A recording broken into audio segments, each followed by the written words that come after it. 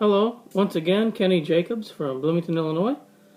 My videos talk both about the great game of golf, as well as being a Christian and living in the last days.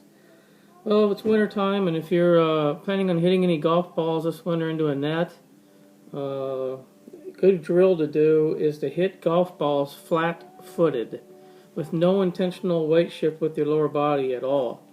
Davis Love won the 1997 PGA Championship at Winged Foot, his only major championship of his career. And he said in that, after that, that it felt like the reason he won that week was on Wednesday, he hit 2 hours of flat-footed 8-iron. It was the last day of practice. And he said it just got his rhythm and tempo and timing really, really good. And that feeling just stuck with him the entire week. And he played great and won. In fact, he later on wrote an article for Golf Digest entitled How to Hit Every Green, and he told that same story and talked about the flat-footed 8-irons. Remember, when you drive your legs too much, trying to shift your weight, it actually throws your upper body backwards, putting a lot of weight on your right foot or on your back foot if you're a right-handed player. And that causes you to miss-hit the golf ball, hit behind it, hit it thin, causes you to use your hands. The more you drive your legs, the more you actually have to use your hands to square the club face. And that makes the timing much more difficult to pull off consistently. So if you watch tour players on the range, you'll see them swing very flat-footed, keeping their lower body very, very quiet. They try to allow their weight shift to happen due to the turn of their upper body, and then the swinging down of the arms and club. And that rotation and that acceleration will cause your hips and your lower body to turn. So when you finish your swing, all your weight will be on your left foot, and your right foot will be straight up in the air. But when you hit balls, take a short iron out, and try to hit balls as flat-footed as you can throughout the entire swing.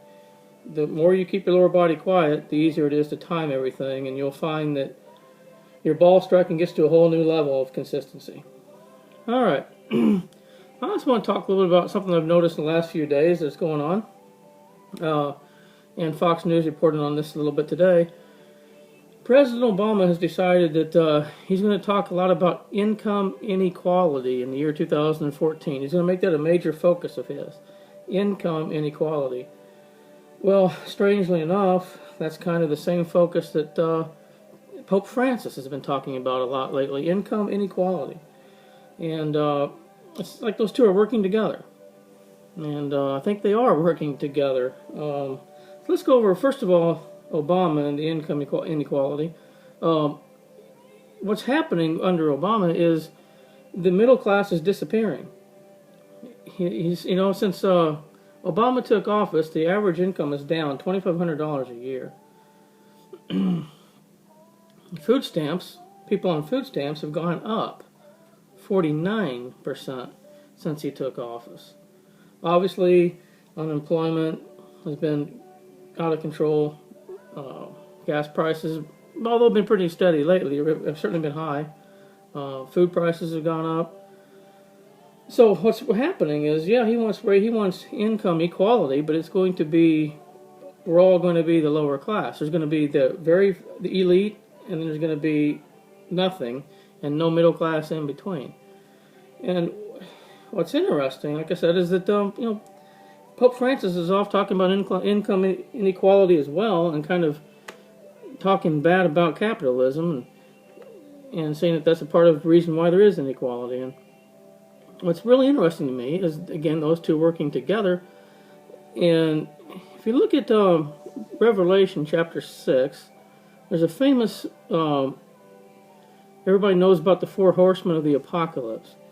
And in Revelation chapter 6, verse 5, it says, well, let me back up. Let's just start at chapter 1, verse 1.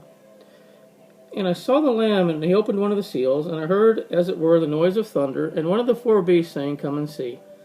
And I saw, and behold, a white horse, and he that sat on him had a bow, and a crown was given unto him, and he went forth conquering and to conquer.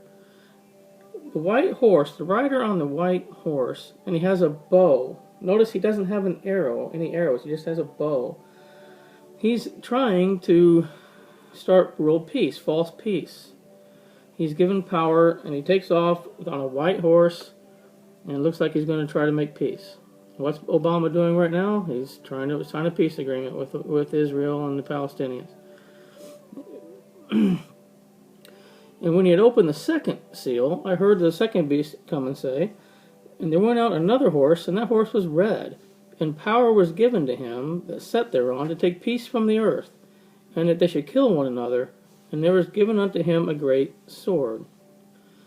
Well, the Bible says when they say peace and safety, and they try to sign this peace agreement, that sudden destruction is going to come upon them, and it's actually going to cause war. And I've discussed lately how it makes sense why that this peace agreement would lead to war, because in reality the Palestinians don't want peace, and obviously Israel does not trust the Muslim nations, who keep vowing to blow Israel off of the map. So we can see here in Revelation chapter 6 that the Antichrist will go off, try to get peace, but there won't be peace. And then, when he opened the third seal, I heard the third beast say, Come and see. And I beheld, and lo, a black horse. And he that sat on him had a pair of balances in his hand. And I heard a voice in the midst of the four beasts say, A measure of wheat for a penny, and 3 measures of barley for a penny, and see that you hurt not the oil and the wine. What this boils down to is there's going to be incredible inflation, hyperinflation, during the tribulation period when the third horse rides. And, that's probably because of all the wars that broke out in the second seal, the red horse. So it says, do not harm the oil and wine, which back then in the Bible times it was a luxury item, and it just goes to show you that there will still be elite people, and they'll still have money, and they'll still have their lifestyle. But the rest of us are going to be struggling because it's going to cost a day's wages for a loaf of bread at that point in time. It's going to cause famine. There's going to be people starving. And that's where I'm see this going right now with all this talk of income inequality. Nothing Obama has ever done has turned out good for any of us. And we can see that right now with the Obamacare plan. And now when he decides to start working on income inequality, I can assure you it's not going to be good for the nation or for the world.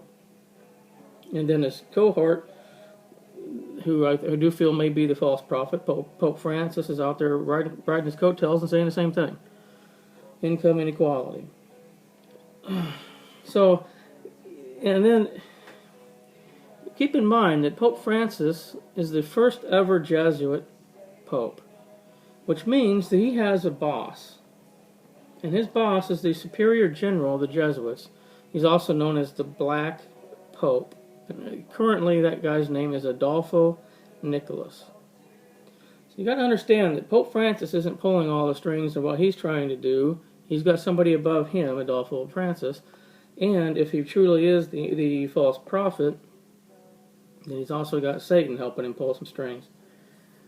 So it seems like we have kind of a partnership developing that could have ominous overtones here for the world in the next few years. Just keep an eye on what you see happening. Just don't see much good happening with what Obama, and at this point, what Pope Francis is out there trying to do. And again, I want to say that there are a lot of cardinals and a lot of hierarchy in the Catholic Church that actually would agree with what I'm saying right now. In Revelation chapter 13, when it discusses the rise of the false prophet,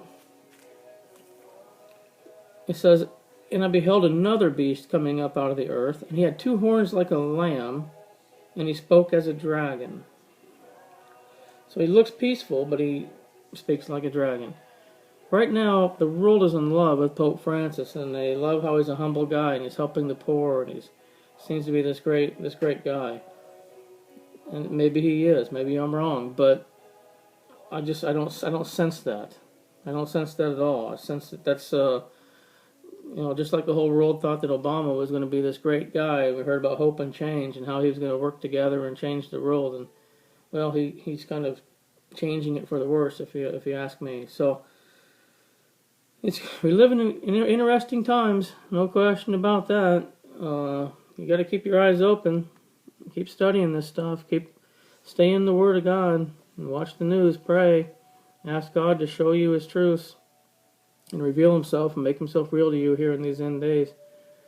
It's going to get difficult. And, You're only going to survive if you're walking with the Spirit. All the signs are here. Keep looking up. Let's make sure we're ready. Thank you.